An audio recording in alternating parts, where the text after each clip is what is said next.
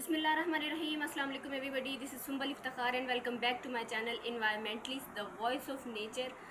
मैंने ये video record की थी, लेकिन फिर जब मैं उसको अपलोड करने लगी और एडिट करने लगी तो मैंने ये देखा कि मेरा माइक ख़राब है। तो इस वजह से अब ये वीडियो इसमें थोड़ा सा वॉइस का डिस्टॉर्शन और थोड़ा सा प्रॉब्लम होगा, क्योंकि मेरा माइक नहीं है और मुझे थोड़ा सा ज़्यादा ऊंची बोलना पड़ रहा है अपने साउंड से।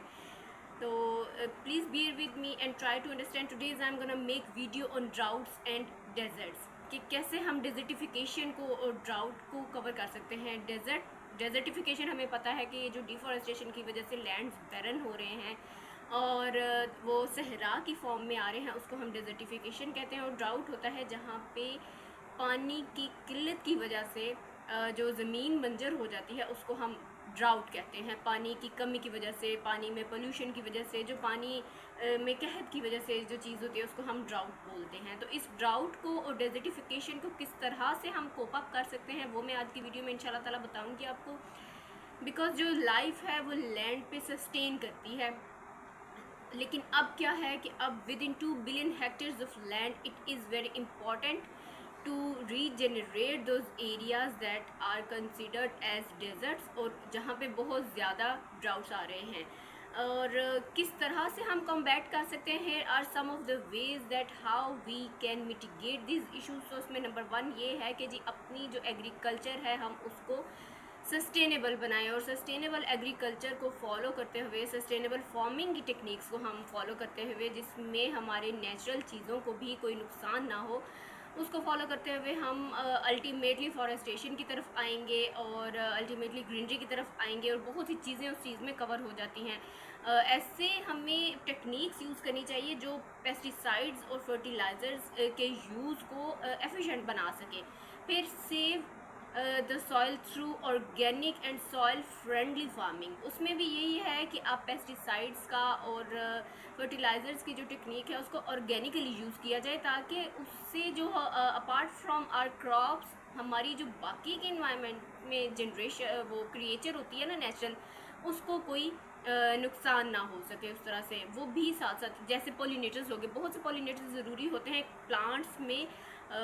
प्लांट्स में उसके लिए फ्रूट्स की प्रोडक्शन के लिए वो बहुत ज़रूरी होते हैं। तो हमें चाहिए कि ऐसी फार्मिंग की टेक्निक्स, ऐसी ऑर्गेनिक फर्टिलाइजेशन यूज़ की जाए जिसमें वो क्रिएचर भी हमारी साइड बाय साइड उसको भी कोई नुकसान ना हो। फिर क्या है, प्रोटेक्ट पोलिनेटर्स, वही रिस्टोर फ्रेश वाटर इकोसिस्टम।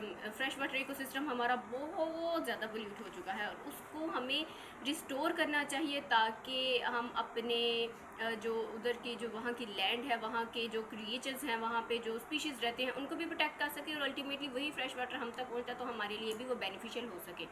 फिर लास्ट में नहीं, सॉरी कह रही, फिर आएगा renew the concept of greenery, the concept of what you can say nature in our cities. Urbanization और डिफॉरेस्टेशन की वजह से बहुत ज़्यादा दरख्त हम काट रहे हैं, और उन दरख्तों के काटने की वजह से लैंड्स जो सी हैं वो बैरन होती जा रही हैं, और हमारे जो शहर हैं उसमें नेचर का एक जो कॉन्सेप्ट है वो ख़त्म होता जा रहा है, जस्ट ड्यू टू अर्बनाइजेशन। बहुत ज़्यादा इंडस्ट्रियलाइजेशन की वजह से, बहुत ज़्यादा हाउसिंग स्कीम्स बनने की वजह से, बहुत ज़्यादा घर बनने की वजह से ये जो चीज़ें हैं ये ख़त्म होती जा रही हैं। हमें चाहिए कि हम नेचर को अपने सिटीज़ में रिस्टोर करें। ये भी जो सी एक चीज़ है ना, ये ड्राउट्स को ना कवर करने में काम आती है। फिर क्या है, renew coastal and marine areas. वो कोस्टल एरियाज़ जो हमारे फूड का एक ज़रिया है, वो मरीन एरियाज़, मरीन स्पीशीज़ जो हमें फूड प्रोवाइड करती हैं, हमें खाना प्रोवाइड करती हैं, वो स्पीशीज़ जो सी है ना, हमें उनका भी ख़ास ख्याल रखना चाहिए। कैसे